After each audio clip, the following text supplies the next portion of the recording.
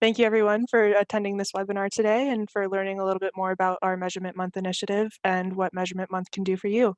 My name is Mercedes LaBelle and I'm the lead policy analyst at Northern Policy Institute and I'm based in Sudbury, Ontario. Before we get started, I'd like to do a land acknowledgement. So like I mentioned, I'm in Sudbury, which is the Robinson-Huron Treaty Territory, and the land is the traditional territory of the Anishinaabe, as well as the Wanapitei First Nations. Each community is home to many diverse First Nations, Inuit, and Métis peoples. We recognize and appreciate the historic connections that Indigenous peoples have to these territories, and we support their efforts to sustain and grow their nations. NPI is grateful for the opportunity to have our offices located on these lands and thank all generations of people who have taken care of this land. All right, so I'll give a brief overview of what Measurement Month is, a little bit about the surveys, how you can get involved, and then we'll go over some of our findings from last year's initiative. So if you weren't with us last year, Measurement Month is an effort to leverage our individual resources to collect consistent, comparable data, so through surveys, to inform decision-making at the local, regional, provincial, and national levels. By working together, we can maximize the opportunities that every voice will be heard. So what's important to remember is that while our individual communities and networks might be small, collectively, we're better together. So we're widely dispersed across Northern Ontario communities, and each of us knows and is connected to different mixes of people and communities. So leveraging our resources means we can collectively do more with less. Given the data gaps and demographic challenges facing our regions, Measurement Month will focus on racism, reconciliation, and welcoming. And some important dates to mark in your calendar. So the surveys launch on February 1st, 2023, and they close on February 15th. This year, we have 4 surveys being launched, one targeted at employers. So we know that they're facing labor shortages, and we know that immigration, along with the full participation of the existing population, are ways to mitigate these labor shortages. So we want to know the preparedness of employers to meet the unique needs of immigrants and diverse groups. We also have a survey targeted at individuals currently living in Northern Ontario communities. So anyone living here, it doesn't matter if you're a student, full-time worker, or the like. We're looking at the gaps and opportunities impacting the lived experiences of individuals in Northern Ontario. My personal favorite survey is the exit survey. So this one is for anyone that's out-migrated from a community in Northern Ontario. This doesn't matter where you currently are now. So even if you're still within Northern Ontario, we want to know, what caused you to move from one community to the next. For example, I went to high school in North Bay and now I'm living in Sudbury, so I could fill out the exit survey and kind of detail, I moved to Sudbury for work. And that kind of gives us a little bit of information to look at factors, either keeping people in a community or pushing them to another community. And then finally, we have our attitudes towards immigration survey. So this is looking at individual attitudes towards immigration in Northern Ontario communities. So this last survey alternates on a every other year basis. So last year we did the experience with racism survey, and then 2 years ago we did the attitudes towards immigration survey. So again, we're doing this survey to measure change over time. And as a note, in the development of these surveys. So these surveys have been created by NPR in partnership with Environics Research and with comments and feedback from multiple partners and organizations throughout our regions. Also, if you were with us last year, you probably remember the service provider capacity survey. And if you're wondering what happened to it, so don't worry, it's still ongoing, but we've made the decision to leave it open, which means it's currently live now. I think maybe Chrissy will put the link in the chat. There we go. So if you're a service provider, like a school board, a First Nation government, an employment agencies, a settlement service provider, or you provide municipal services, you're definitely eligible to take the survey. So please do. It's good survey karma. So that means we'll have a little bit better luck at getting responses on our initiative here. So this service provider survey measures and assesses the capacity of service providers to meet the needs of immigrants and diverse groups. Now, while you're here, we have a few different suggestions on how you can get involved, depending on your capacity and your interest in the initiative. So your role, if you choose, so you can promote the surveys on social media, on your website, in your newsletters, or other regular communications you may distribute, or websites you maintain. Or you can partner with us on a survey or multiple surveys. Again, it all depends on your capacity. We want you to do what you can with the capacity you have, and every little bit helps. So if you want to partner with us on a survey, you can pick one of the surveys that I mentioned and distribute it to your clients and contacts directly. So you can do little targeted emails or phone calls, and you can encourage them to respond. Something else that's proven beneficial is following up. So I know if I get a survey into my inbox, I might need a little reminder or two before I actually take the survey. So we ask if you're willing to do a little follow-up push 1 week after the survey's launch, and maybe re-share it or promote it on your social medias again. And then finally, this is the easy part. All are pretty straightforward, but this is the easiest, is awaiting the findings. So we'll analyze the data and provide for you the anonymized data for your region. Again, this is pending appropriate response rates. And we'll also publish a series of reports with the survey findings. And I'll get a little bit more onto this later, but like I mentioned, this is pending the adequate response rates. Also, a little side note, so you likely fall into at least one of the survey categories. I'm sure most of you at least live in Northern Ontario. So we ask that you also please respond to one survey that applies to you. So if you're the head of an organization, you can take the employer survey. If you provide services, you can take the service provider survey. Again, not a part of measurement month, but we still want you to take it. And then when in doubt, answer the individual survey. And if you're interested in more information or you want to pledge your help or your partnership, please send an email to my colleague Martin. His email is below, and I put it on a bunch of the different slides throughout this presentation, so feel free to write it down. So what's in it for you? And what's in it for the greater good as well. So the most important one, in my opinion, is the alignment of Northern Ontario data collection efforts. So if you're like me, you might experience a little bit of survey fatigue. I know I get a lot of surveys to my inbox, and I feel like they might be asking me the same thing over and over again. But with this initiative, we're aiming to do everything at the same time with the same questions, which allows for comparability, combination, trend analysis, subgroup analysis, which, trust me, if you don't know what that is, it's pretty cool. And it allows us a lot of different data to make decisions with, or to give you the data to make decisions with. The collective effort can increase response rates, again, by avoiding survey fatigue, and the data is comparable since it's collected across the regions simultaneously. And we're using consistent survey tools, which are already created. Also, if you participated with us last year, you know that we prepared the messaging and graphics that you could use if you so wish. So what is included in this is a bunch of different size graphics for the different social media platforms. So if your organization has an Instagram or a Twitter or a LinkedIn or a Facebook, you get the different size graphics. You get a French one, an English one, and a bilingual one, as well as bilingual messaging to use in emails or to use in social media. So if you wish, you can literally just copy, paste, upload, and it's as easy as that. Also, you can send your organization's logo to my colleague Martin, like I mentioned, and we'll make sure it's displayed on the master survey landing page. So you'll be listed as well as an informal partner on NPI's annual report. And again, a big benefit is that we'll analyze the data and provide for you the anonymized data for your region, pending appropriate response rates.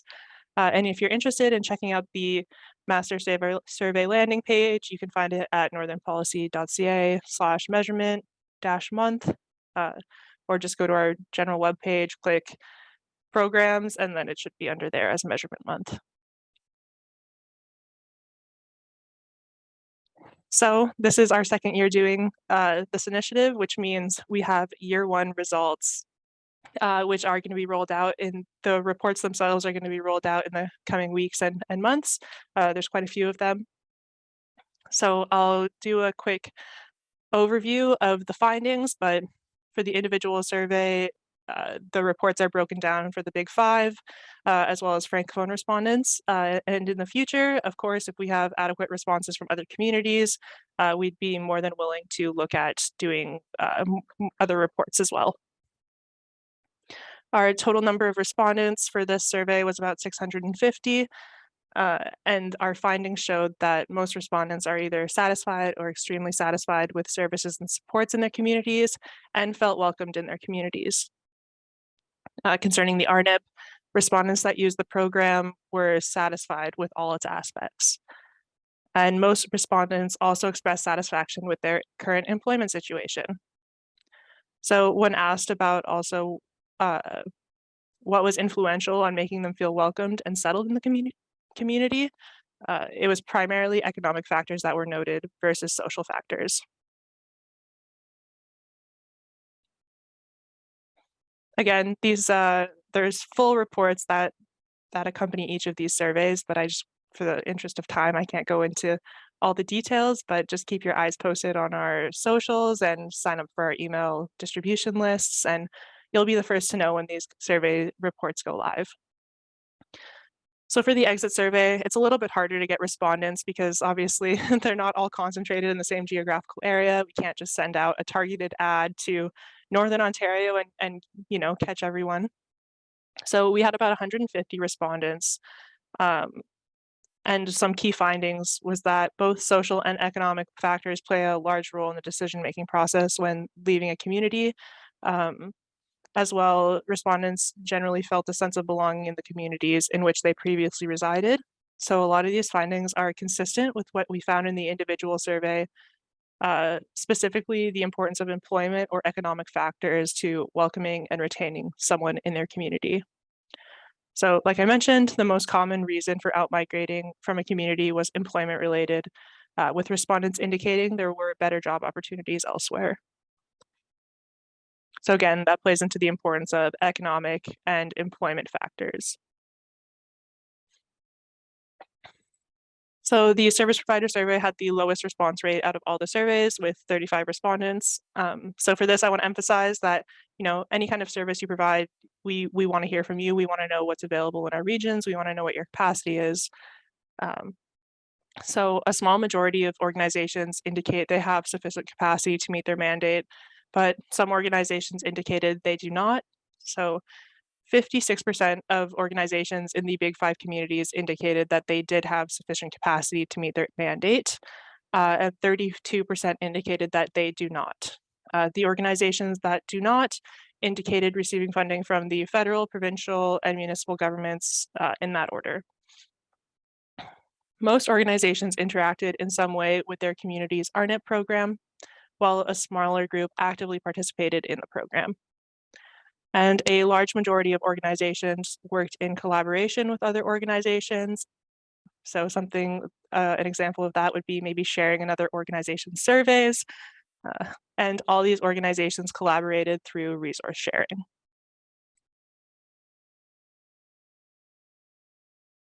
Next up, we're looking at the employer survey. So these responses were pretty well distributed throughout Northern Ontario communities. So in general, employers in the Big Five communities, so North Bay, Thunder Bay, Timmins, Sault Ste. Marie, and Sudbury, have positive attitudes towards hiring newcomers and diverse groups. For example, at least 79% of employers in the Big Five communities have used one or more immigration streams to recruit foreign workers. Again, this is out of total respondents. Also, at least 48% of employer respondents indicated newcomers have already become an increasingly important source of new hires or will be in the future. Common hiring related challenges include filling soft skill gaps and finding and recruiting employees. Next up, something that was noted as difficult was navigating the immigration process. Employers indicated needing support throughout this process, or if support is available, knowing where and how to find it. And then specifically on that point, so Screening resumes and providing better matching between job candidates and job requirements was the most commonly indicated need for support.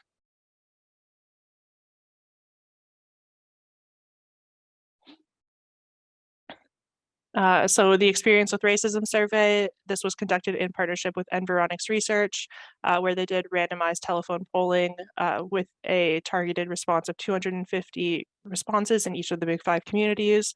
And with this, we supplemented it with an online survey to capture responses from outside of the Big Five communities. So we had quite a number of respondents here.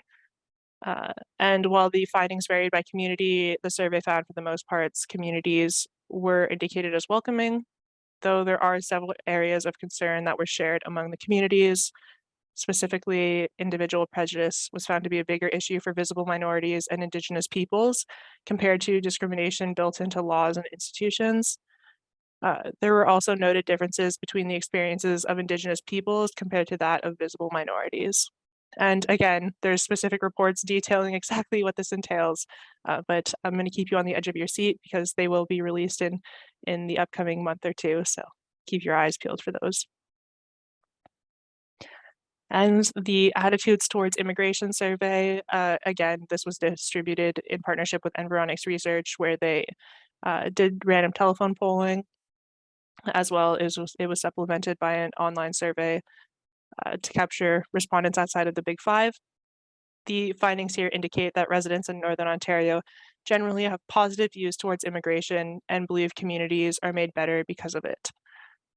The majority of respondents agree that immigration has positive economic impacts on Canada's economy and their community's economy. Survey respondents showed strong support for skilled and unskilled immigrants moving Ontario to fill available jobs, but support was slightly higher for skilled immigrants compared to unskilled immigrants. So now that you've seen what we can do with this data, a brief high-level overview, you might want to know what you can do to help get the word out there and increase responses in your community so you can see the findings. So again, the biggest point I want to emphasize is doing what you can with the capacity that you have. Every little thing helps, even if it's just getting, your friend or your colleague that sits next to you to fill out a survey. We greatly appreciate it. So some suggestions would be sharing the materials on social media, add the survey link to your newsletter, link the survey on your organization or municipality's webpage, direct email the link to your email list. You can do what I did, which was send it in my family group chat and bug them until they all told me they did it. So anything really helps with getting the survey word out there. And when you're getting the word out there, feel free to tag us on social media. I believe it's at Northern Policy, and we'll make sure to share your efforts as well. Now I'll give you guys a few examples of who you can target and what survey might be best for you to distribute based on the kind of organization you're with. Starting with the employer survey. So if you're someone that interacts a lot with employers like a Chamber of Commerce, ECDEV, Community Futures, Workforce Planning, and the like, this would be a great survey for you to distribute because you talk frequently with employers. So employers specifically, we want the heads of organizations or businesses that have at least one employee. And there's no limit on industries or types of organizations. We want to hear from all employers in Northern Ontario that we can reach. So long story short, or I guess short story short, if the people you most interact with on a day-to-day basis are employers, we recommend promoting this survey. For the individual surveys, so if you're a K through 12 school board, post-secondary institution, like a student union or International Students Association, anyone that works a lot with individuals, we recommend promoting the individual survey.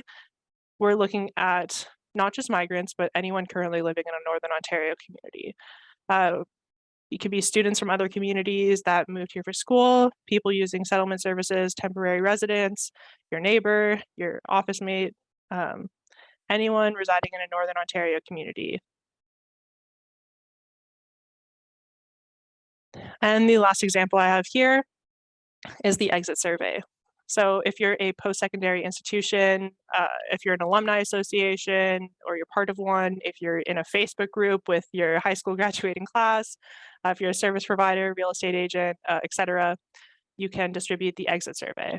So if you have connections with individuals who lived in Northern Ontario, a specific community here, and then left that community, we ask that you distribute this survey to them. So if you're an employee that relocated for, if you have an employee that relocated for work, so we have offices in, Sudbury, Kirkland Lake, Thunder Bay. Let's say, there was movement between those offices, I could send a survey to one of my colleagues that had switched offices and they could take it. It could be a student that studied at a post-secondary institution and then left after graduation, or one of your friends that moved to another community. And I used myself as an example before too. I went to high school in North Bay and then moved to Sudbury, so I could take the survey as well, and I will be taking the survey. I also mentioned previously that we provide the social media and other materials to help with this. So I'll give you a brief overview of that as well. We will provide you with all the bilingual materials you need, so French and English. The surveys have been drafted and have received feedback from multiple partners across Northern Ontario.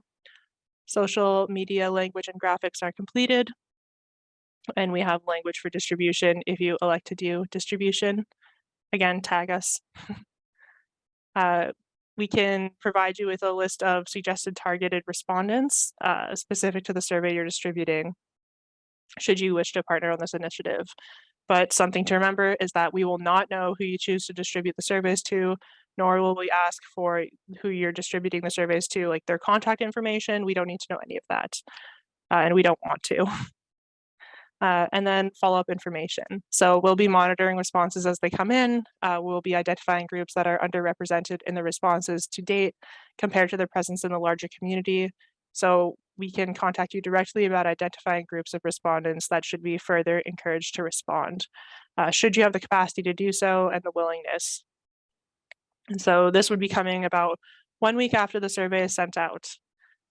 If you were previously targeting those groups, we would ask that you follow up with those subgroups to increase the response rate in the field. Again, pending capacity to do so. And post-survey, you can request anonymized data for your region. If appropriate response rates are available, we will send that to you. And then just as a general note about the materials, so all promotional materials are simply a resource should you wish to use them. Feel free to create your own messaging, tweak the existing messaging, and you can specify them to your networks. All right, so I hope we all learned a little bit of something, and maybe you're interested in participating in the initiative. So if you are, I ask that you email my colleague Martin LaFive. His email's on the screen, and maybe I'll put it in the chat if we'll figure out how to do that. Great. So if anyone has any questions, I'll stop sharing my screen and we can get onto that. Let me see here. All right, yeah, and I sort of said this at the beginning of the presentation, but there's a little QA box at the bottom of the screen that you can put your questions into. So if you have any, I'll answer those.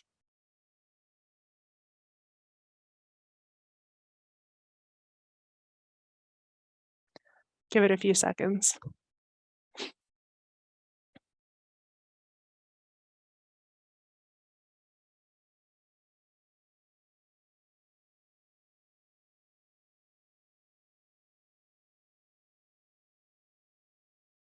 Yeah, and then if you have any questions after the webinar that pop into your head or you want more information, Martin's email is in the chat now. I see that, so that's great. Oh, I saw someone with their hand up, but then it disappeared. Yeah, so you can either type your question in the chat box, or I think we have some technology that that allows you to unmute yourself. Okay, so apparently it says the chat is disabled. So maybe that's why I'm not getting any questions.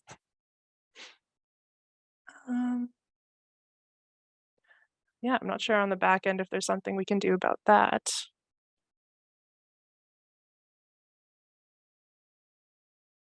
Maybe the Q&A. Yeah, use the Q&A function.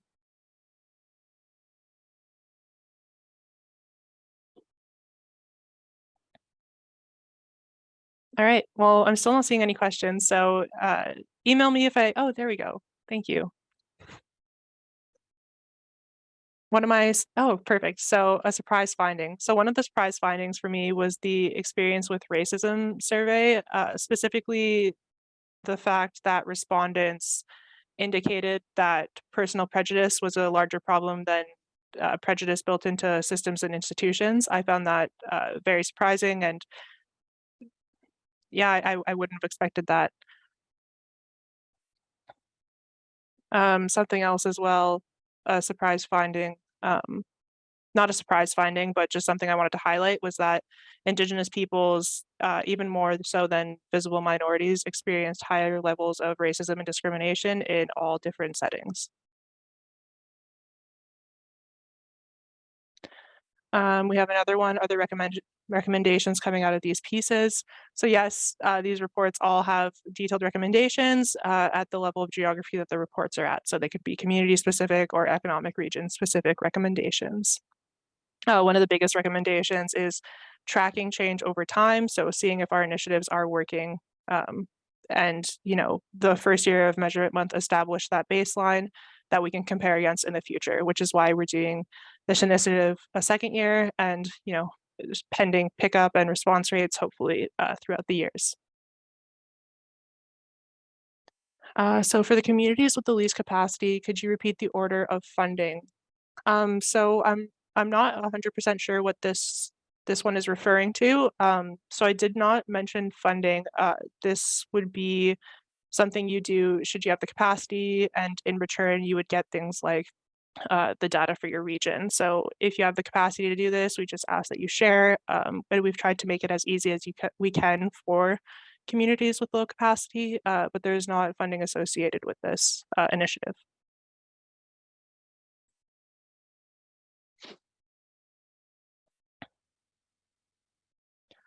All right. Great. Well, I think I answered all of them. Again, message Martin if you have any questions. And thank you all for attending and just learning a little bit more about this initiative. I hope that we'll see some of you as partners in February, and at the very least, we get a few of your responses. So thank you again, everyone. Bye-bye.